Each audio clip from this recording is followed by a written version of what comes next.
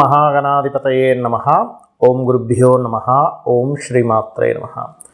పరమేశ్వర స్వరూపమైనటువంటి జ్యోతిష, వాస్తు మరియు ఇతర అనేకమైనటువంటి శాస్త్రములను మనకు అందించినటువంటి మహర్షులకి నమస్కారం. హయగ్రీవ హయగ్రీవ హయగ్రీవేతియో వదేత్తస్య నిస్సరతే వాణీ జహ్నుకన్యా ప్రవాహవత్. అరుణాం కరుణాతరంగితాక్షీం ధృతపాశాంకుశపుష్పబాణచాపాం అనిమాదిభిరావృతాం మయూకైః అహమిత్యేవ విభావయే భవానీం. శ్రీమాత్రే నమః. ప్రేక్షకులకి ఆ లలితాంబిక అమ్మవారి యొక్క అనుగ్రహం పరిపూర్ణంగా కలగాలని స్ఫూర్తి కోరుకుంటూ మనం ఈరోజు చెప్పుకోబోయేటువంటి టాపిక్ ఏమిటి అంటే, ఇవాళ రేపు మనం చూస్తున్నట్లయితే వివాహాలు చేస్తున్నారు కానీ వాళ్ళకి కొద్ది రోజుల్లోనే విడిపోవడం జరుగుతుంది.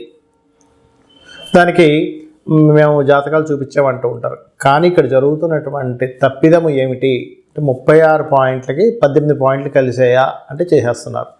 అలా కాకుండా 18 పాయింట్లు దాటిన తర్వాత ఉండేటువంటి ఆ వర్ణకూట ఏవైతే కూటమి ఉందో అది చూసుకుంటూ, దాంతోపాటు ప్రతి లగ్నము వారికి మనకి మేషం నుంచి మీనం వరకు ఉండేటువంటి 12 లగ్నాల వారికి అసలు ఏ ఏ విషయాలు పరిపూర్ణంగా చూసుకోవాలి, ఎక్కడ మనం ఫెయిల్యూర్ అవుతున్నాము, ఏ విషయాలు చూసుకుంటే భార్యాభర్తలు చక్కగా కలిసి ఉంటారు అనేటువంటి విషయాలు ఇప్పుడు మనం 12 లగ్నాలకి తెలుసుకుందాం. అదేవిధంగా ఈ విషయాలు చెప్తుంది నేనైనప్పటికీ కూడా చెప్పిస్తుంది సాక్షాత్ లలిత అమ్మవారిగా భావిస్తూ ముందుకు వెళ్దాం. మిథున లగ్నము, మిథున రాశి. మిథునం వారికి ముఖ్యంగా పర్సనల్ చార్ట్ కానీ మ్యారేజ్ మ్యాచింగ్ చూసుకునేటప్పుడు కానీ రాశి ఓన్లీ మనస్కారకులు ఎంతవరకు కలుస్తారో అనేది చూసుకోవాలి. బట్ లగ్నమే ప్రధానం, గుర్తుపెట్టుకోండి.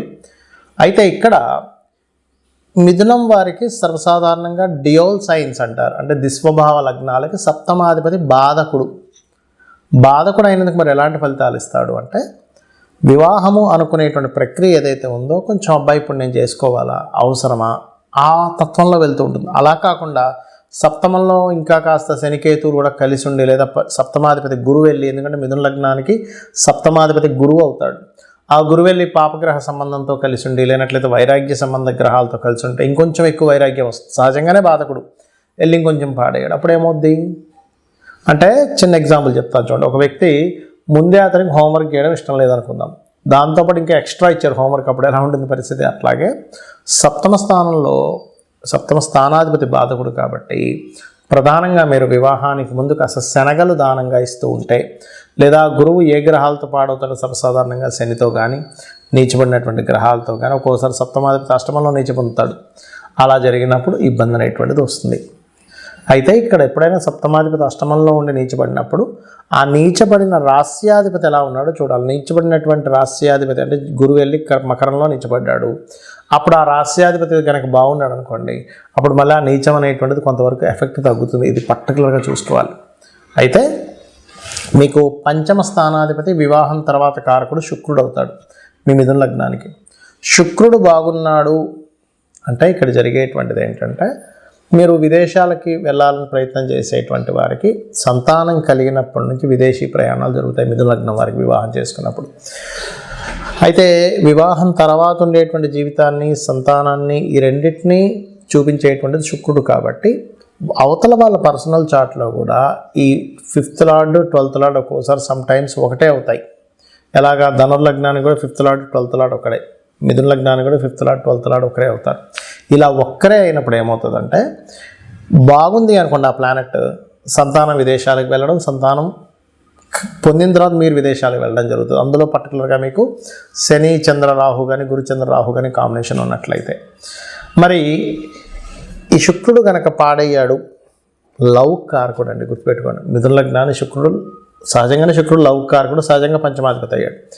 ఇద్దరి మధ్యనే ఉండేటువంటి ప్రేమానురాగాలు తగ్గుతాయి. మరి ప్రేమానురాగాలు తగ్గుతున్నాయి, అప్పుడు ఏం చేయాలి? శుక్ర సంబంధించిన దానం ఇవ్వడం. తెల్లటి గోవు మీకు దగ్గరలో గోశాల ఉన్నట్లయితే దానికి తీపి చపాతీలు తినిపించడం, కాస్త గరికతోని గణపతికి ఆరాధన చేయడము, అమ్మవారి ఆరాధన చేయడం, ఇవి చేస్తున్నట్లయితే ఖచ్చితంగా మీకు ఏమవుతుందంటే, ఈ హార్మోనియల్ అంటే ఇద్దరి మధ్యనే ఉండేటువంటి ఒక ప్రేమానురాగాలు ఇవన్నీ కూడా చక్కగా ముందుకు కదలడం జరుగుతుంది. మరి కొంతమందికి వివాహ సంబంధించినటువంటివి చూసినప్పటికీ కూడా ఒక్కొక్కసారి ఇబ్బంది అవుతూ ఉంటుంది. అంటే అలాగా వారిద్దరికీ సెట్ అయిందండి, అయినా సరే గొడవ వస్తుంది అంటారు. దానికి కారణం ఏంటో చెప్తా ఇప్పుడు నేను మీకు. వాళ్ళ పర్సనల్ చార్ట్లో ఎవరైతే వివాహం చేసుకోబోతారో మీరు అవతల వాళ్ళది కానీ మీది కానీ పర్సనల్ చాట్లో పర్టికులర్గా వివాహ సమయం కాదు అంటే వివాహం చేసుకోకూడని సమయంలో వివాహం చేసుకుంటున్నారు, గుర్తుపెట్టుకోండి. అది ఎట్లా తెలుసుకోవాలి? పురుషులైతే మీ శుక్రుడికి గోచారంలో శుభగ్రహాలు కాకుండా పాపగ్రహ సంబంధాలు వచ్చాయి అంటే అప్పుడు దాని అర్థం ఏంటి? ఆ గోచారంలో పాపగ్రహం ఉన్నంతసేపు శుక్రుడి మీద లేదా సప్తమ స్థానాధిపతి మీద సప్తమం మీద పాపగ్రహాలు ఉన్నప్పుడు ఆ టైంలో చేసుకోకూడదు, చేసుకుంటే దాని ఫలితం వస్తుంది. అలాగే స్త్రీలకైతే కుజుడి మీద పాపగ్రహ సంబంధం రాకూడదు, కుజుడికి కేంద్ర కోణాల్లోని ముఖ్యంగా కోణాల్లోని, అదేవిధంగా సప్తమ స్థానాధిపతి చూసుకోవాలి. ఇది ప్రధానంగా తీసుకోవాల్సినటువంటిది. మరియు దీంతోపాటు పర్టికులర్గా మీరు కనుక ఇద్దరికి అంటే ఇప్పుడు ఇద్దరికి సరైన సమయం అనుకోండి వివాహం చేసుకోవడానికి, అప్పుడు బాగుంటుంది.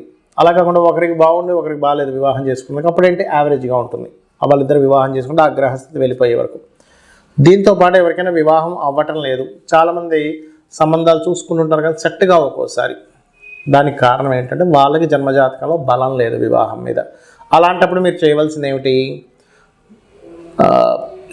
స్త్రీలైతేనేమో నవగ్రహాల్లో కుజ శని రాహు గ్రహాల దగ్గర దీపారాధన చేయండి. పురుషులైతే శుక్రకేతు గ్రహాల దగ్గర దీపారాధన చేయండి.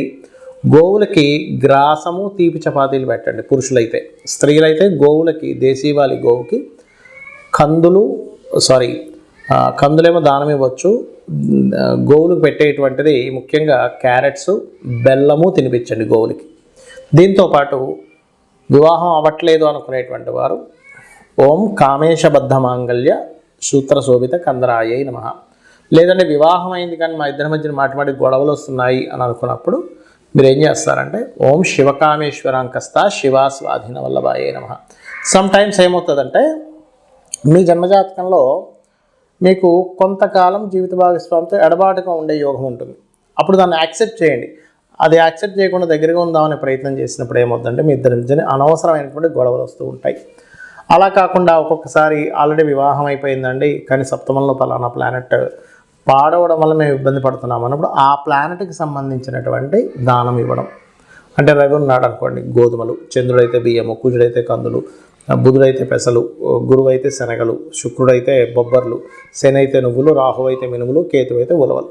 ఈ రకంగా దానం ఇవ్వవచ్చు. లేదా అధిష్టాన దేవతలు అంటే సూర్యభగవాను ఆరాధించడం, రవి అయితే, చంద్రుడైతే అమ్మవారు, శుక్రుడైన అమ్మవారికి చేసుకోవచ్చు, గురువు అయితే దత్తాత్రేయుడు, శని అయితే శివుణ్ణి లేదా ఆంజనేయ స్వామిని, రాహు దుర్గా, కేతు వచ్చేసి గణపతిని. ఈ రకంగా కూడా చేసుకోవచ్చు. బుధుడైతే విష్ణువుని. అంటే అది యాక్టివ్ అవుద్ది. మీరు ఎప్పుడైతే ఆ గ్రహం యొక్క అధిష్టాన దేవతకి చేసుకుంటారో ఖచ్చితంగా యాక్టివ్ అవ్వడం.